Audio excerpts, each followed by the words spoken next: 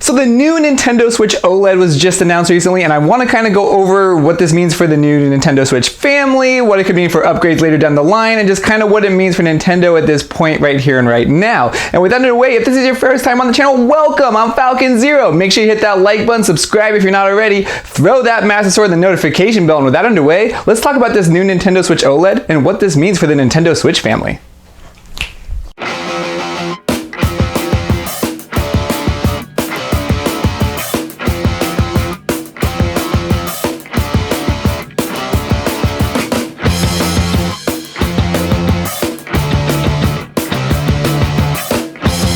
So the Nintendo Switch launched in 2017, and I think a year after that we got a little slight upgrade, but it wasn't any price increase or anything. It was just a Nintendo Switch with a newer battery life in there. But it wasn't until 2019 until we got the Nintendo Switch Lite. And now in 2021, we are getting the Nintendo Switch OLED, which again is going to have more storage in there for the gigabytes on there. It's going to be 64 instead of 32. It's going to have a better kickstand on the Nintendo Switch, where it's kind of like the full back now instead of just kind of like the little kickstand that you get in there. It's going to have an Ethernet adapter in the dock in there, and it's going to have a better battery life on top of that of the Nintendo Switch already. And of course it's going to have an OLED screen.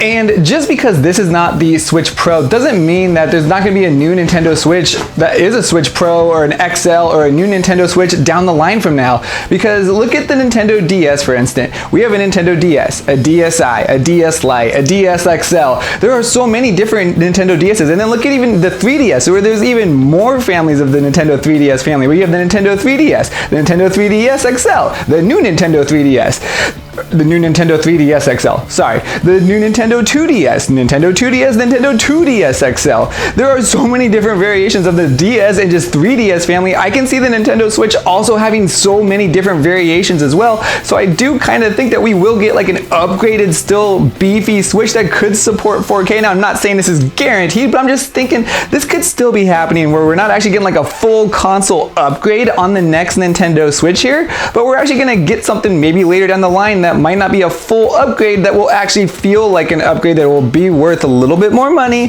but it'll also feel like a full upgrade as well though, but not to like an actual generation upgrade on there.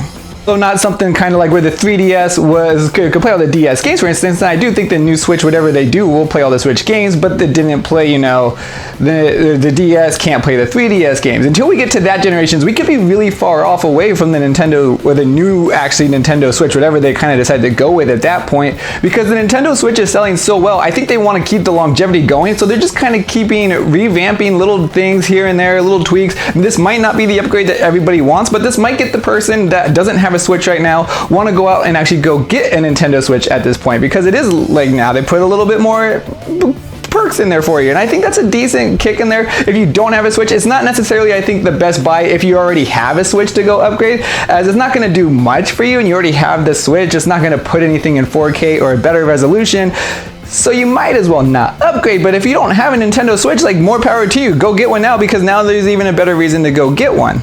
But at the same time though too, don't give up hope as well on this Nintendo Switch Pro XL, new Nintendo Switch, whatever you want to call it, new Super Nintendo Switch, whatever the name may be. It doesn't mean that it doesn't exist or won't happen someday, because I do feel like we will get that beefy Switch that we are kind of looking for. Nintendo does tend to like to listen, and they're listening probably of like, hey, there's a lot of controversy going around that people want this bigger, beefier Nintendo Switch that they're probably already working on. They probably already have a release date. I wouldn't be surprised if this time next year they put it out or whatever, you know, because the Nintendo Switch, who knows how many more lives or years that thing has left with it. That could think it might be going another 4 years, and if it's got 4 years, yeah, you will need to beef it up at that point before you bring in the next generation of actual hardware at that point.